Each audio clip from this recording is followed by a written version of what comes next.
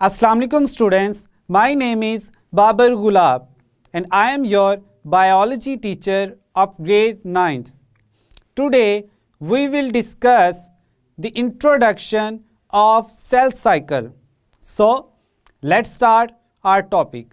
Students, आज के lecture में हम सेल साइकिल के बारे में पढ़ेंगे कि सेल साइकिल जो है वो क्या है, सेल साइकिल में कौन कौन सी फेजेस हैं और इसका कंप्लीट जो इंट्रोडक्शन है वो आज के लेक्चर में हम आपको देंगे।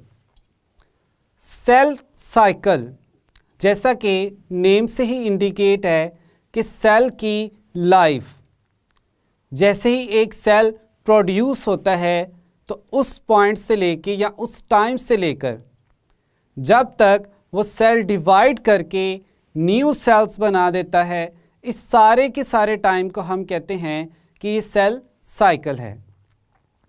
सेल साइकिल को एक्सप्लेन करने से पहले हम देखते हैं कुछ रिप्रोडक्शन को कि रिप्रोडक्शन क्या है। What is reproduction? Reproduction is the process of producing new organisms or offsprings within the member of same species. यानी एक ही स्पीशीज़ के जो मेंबर्स हैं वो मेटिंग के थ्रू या बगैर मेटिंग के न्यू ऑर्गेनिजम्स या बच्चे पैदा करते हैं, जिस प्रोसेस को हम कह रहे हैं रिप्रोडक्शन। रिप्रोडक्शन में जो ऑफस्प्रिंग्स प्रोड्यूस होते हैं, मींस न्यू इंडिविजुअल्स जो प्रोड्यूस होते हैं, उनमें भी कैपेबिलिटी होती है कि जब वो अपनी एडल्ट लाइफ में पहुंच जाएं तो वो भी अगेन रिप्रोडक्शन के प्रोसेस के थ्रू फर्दर न्यू ऑफस्प्रिंग्स जो हैं वो प्रोड्यूस कर सकें। रिप्रोडक्शन में हमने कहा कि एक ही स्पीशीज़ के जो मेंबर्स हैं वो इन्वॉल्व होते हैं। Now what is species? जैसे कि आप चैप्टर नंबर 1 में पढ़ चुके हैं कि species is a group of same organisms interbreeding freely among themselves and they produce fertile offsprings। means कि ऑर्गेनिजम्स का एक ग्रुप है, वो सारे ऑर्गेनिज्म एक ही स्पीशीज़ के हैं यानी एक ही नस्ल के हैं और फिर रिप्रोडक्शन के थ्रू न्यू ऑफस्प्रिंग्स पैदा करते हैं। अब जो न्यू ऑफस्प्रिंग्स प्रोड्यूस हो रही हैं उनको हम कह रहे हैं they are fertile. So what is meant by fertile? Fertile organisms वो organisms होते हैं जिनमें ability होती है कि वो further reproduce कर सकें और new offsprings जो हैं वो produce कर सकें। यहाँ तक तो हमने देखा कि reproduction क्या है। अब reproduction जो है वो important क्यों है? reproduction basics है लाइफ की, मीन्स लाइफ की जो बेसिक करेक्टरिस्टिक्स हैं उनमें से रिप्रोडक्शन एक है। रिप्रोडक्शन ऑर्गेनिजम्स के सर्वाइवल के लिए बहुत इम्पोर्टेंट है। अगर ऑर्गेनिजम्स रिप्रोड्यूस नहीं करेंगे, न्यू ऑर्गेनिजम्स प्रोड्यूस नहीं करेंगे तो अल्टीमेटली वो ख़त्म हो जाएंगे और उस स्पीशीज़ का कोई भी मेंबर अर्थ पे नहीं रहेगा।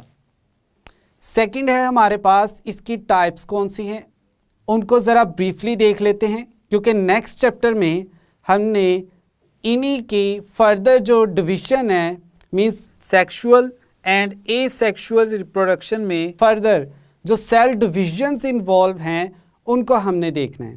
सेक्सुअल और एसेक्सुअल रिप्रोडक्शन ये दोनों रिप्रोडक्शन की टाइप्स हैं। सेक्सुअल रिप्रोडक्शन में जो ऑर्गेनिजम्स हैं या सेल्स हैं वो मियोसिस के थ्रू डिवाइड करते हैं। मियोसिस के थ्रू डिवाइड करने वाले सेल्स में जो क्रोमोसोम नंबर होता है वो पेरेंट सेल्स की निस्बत हाफ होता है। हम कहते हैं chromosome number reduces to half in the new cells और डॉटर सेल्स। वो सेल जिसने डिवाइड करना होता है उसको हम कहते हैं पेरेंट सेल और उससे जो नए सेल्स बनते हैं उनको हम कहते हैं डॉटर सेल्स। तो यहाँ तक तो हो गया कि सेक्सुअल रिप्रोडक्शन जो है उसमें सेल्स मियोसिस के थ्रू डिवाइड करते हैं। Now let's have a look to asexual reproduction. Asexual reproduction में जो सेल्स की डिवीजन होती है वो माइटोसिस के थ्रू होती है। माइटोसिस के थ्रू जब एक पेरेंट सेल डिवाइड करता है और उससे नए डॉटर सेल्स बनते हैं तो दोनों में क्रोमोसोम नंबर जो है वो सेम रहता है, हाफ नहीं होता। फॉर एग्जाम्पल अब हम एक ह्यूमन सेल की एग्जाम्पल लेते हैं। यहाँ पे अगर ह्यूमंस का जो बॉडी सेल है, बॉडी का कोई भी सेल, वो जब डिवाइड करता है तो वो मियोसिस के थ्रू डिवाइड नहीं करता बल्कि माइटोसिस के थ्रू डिवाइड करता है। तो जब माइटोसिस के थ्रू डिवाइड करेगा तो उससे जो नए सेल्स बनेंगे उनमें और डिवाइड करने वाले सेल्स में क्रोमोसोम नंबर जो है वो सेम रहेगा।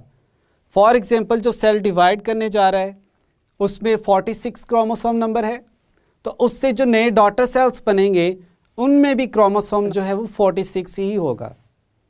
और अगर मियोसिस को देखें तो जो स्पर्म्स और एग सेल्स हैं या हम इनको सेक्स सेल्स भी कहते हैं ह्यूमंस में, इनमें जो क्रोमोसोम नंबर होता है वो हाफ रह जाता है। मींस जब एक सेल डिवाइड करके स्पर्म सेल्स या एग सेल्स प्रोड्यूस करता है तो इनमें जो क्रोमोसोम नंबर है वो 23 रह जाता है। नॉर्मल सेल में 46 क्रोमोसोम नंबर है। जब ये मियोसिस के थ्रू डिवाइड करेगा तो नए सेल जो आएंगे उनमें क्रोमोसोम नंबर 23 रह जाएगा। ये तो था रिप्रोडक्शन का एक इंट्रोडक्शन और इसकी कुछ टाइप्स, लाइक उसमें फर्दर जो सेल्स हैं वो कैसे डिवाइड करते हैं। अब हमें कैसे पता चला कि जो सेल्स हैं वो डिवाइड करते हैं। 1855 में रुडोल्फ विर्को ने हमें कॉन्सेप्ट दिया कि ओमनी सेलुला ई सेलुला। अगर चैप्टर नंबर 4 में आपने जो पढ़ा है आप उसे रिवाइज करें ज़रा तो आपको पता चलेगा कि वहाँ आपने रुडोल्फ विर्को के बारे में पढ़ा था जिसने बताया था कि ओमनी सेलुला ई सेलुला। इसका मतलब क्या है? हर जो नया सेल है वो पहले से मौजूद सेल की डिवीजन से ही बनता है। All new sales arise from the pre existing cells. तो वहाँ से कॉन्सेप्ट मिला कि जो सेल्स हैं वो डिवाइड करते हैं। लेटर ऑन फिर आइडेंटिफाई करने के लिए, जानने के लिए कि कैसे डिवाइड करते हैं, रिसर्चर्स ने फिर एम्फसाइज किया इस पॉइंट पे और आहिस्ता आहिस्ता हमें पता चला कि जो सेल साइकिल है उसमें डिफरेंट स्टेजेस होती हैं। अब सेल साइकिल में 2 स्टेजेस होती हैं या हम कहते हैं 2 फेजेस होती हैं, एक एम फेज और दूसरा इंटरफेज। इंटरफेज में क्या होता है? इंटरफेज में जो सेल्स हैं वो डिवाइड नहीं करते, तो फिर क्या करते हैं? सेल्स ने जब डिवाइड करना होता है तो डिवाइड करने से पहले वो अपनी बायोसिंथेटिक मशीनरी, वो अपने जेनेटिक मटेरियल, इसके अलावा माइटोकॉन्ड्रिया, राइबोसोम्स, ऑर्गेनेलीज, प्रोटीन्स, ये सारे के सारे जो स्ट्रक्चर्स हैं जो फर्दर आगे चल के डिवाइड करने में हेल्प देंगे, उनको नंबर में इंक्रीज़ करते हैं या हम कहते हैं उनकी डुप्लीकेट्स बनाते हैं। तो इंटरफेस हम कहते हैं cells prepare themselves for dividing. Cells अपने आप को डिवाइड करने के लिए प्रिपेयर कर रहे होते हैं and this phase is known as interphase. अब इंटरफेज में फर्दर 3 फेजेस हैं। एक को हम कहते हैं G1 फेज, दूसरी को हम कहते हैं S फेज और थर्ड जो है हमारे पास वो G2 फेज है।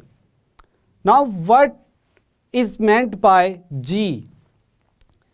G का मतलब है gap and what is meant by S phase और S in the S phase?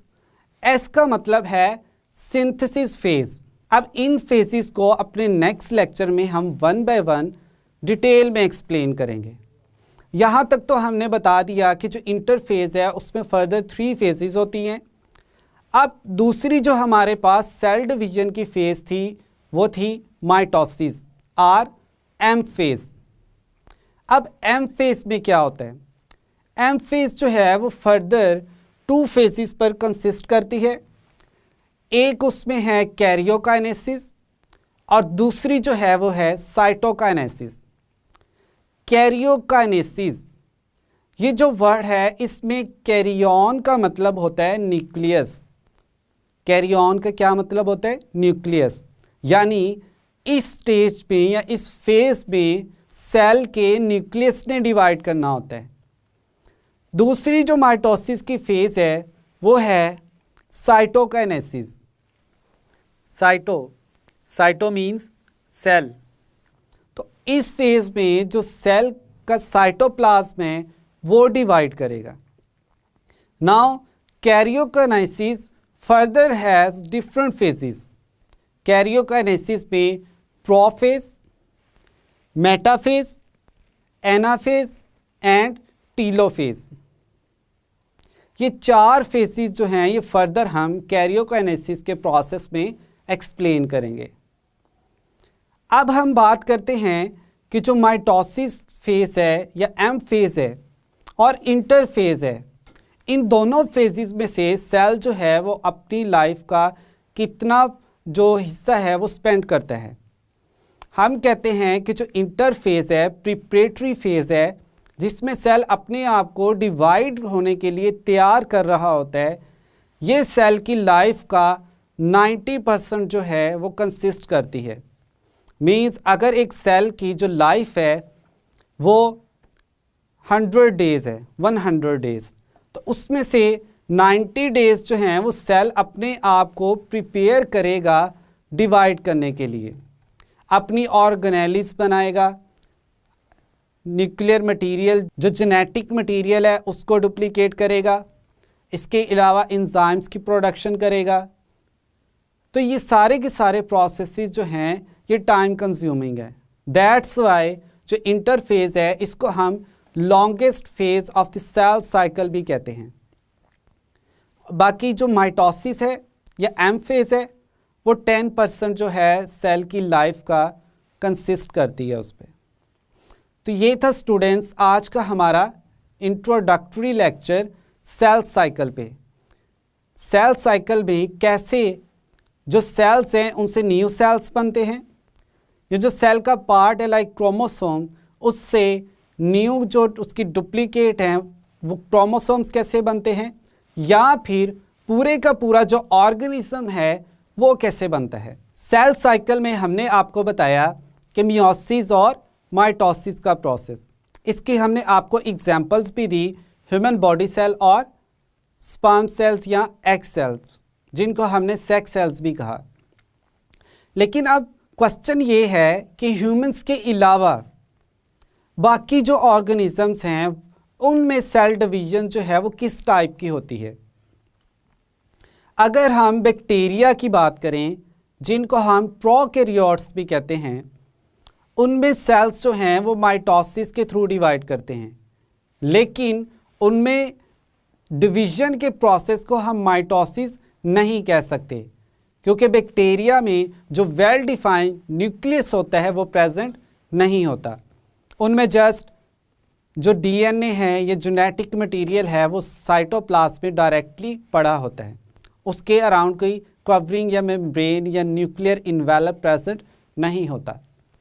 तो वो सेल्स कैसे डिवाइड करते हैं? Those cells divide through the process of binary fission. Means एक सेल से 2 सेल्स जो हैं वो बनते हैं डिवीजन के प्रोसेस के थ्रू।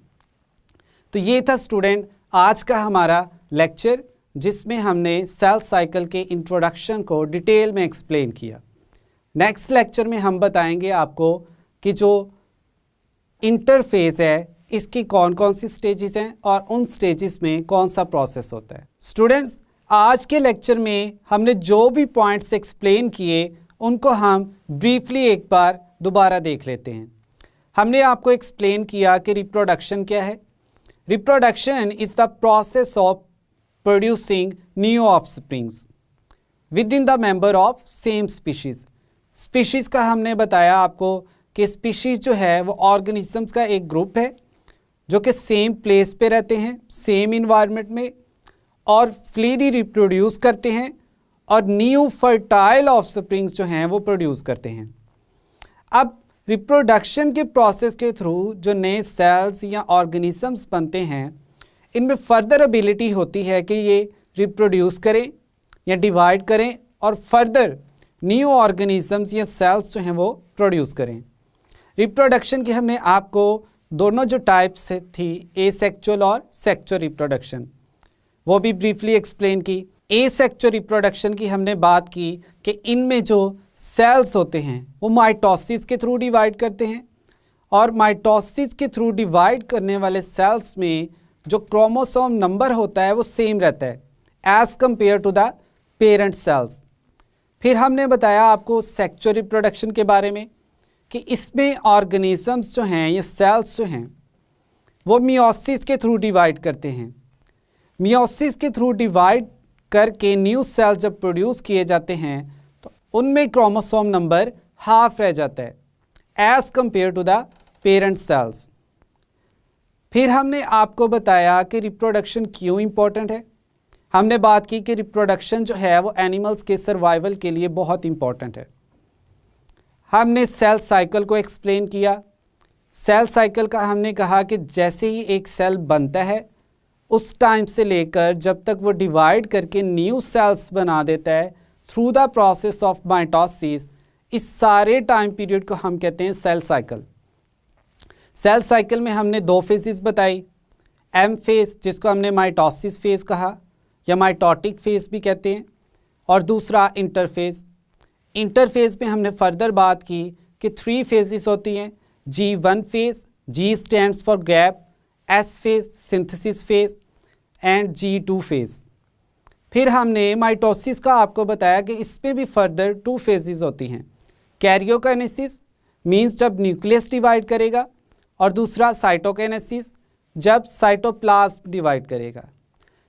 फाइनली हमने आपको बताया कि जो कैरियोकाइनेसिस है इसमें फर्दर 4 फेजेस हैं, prophase, metaphase, anaphase and telophase.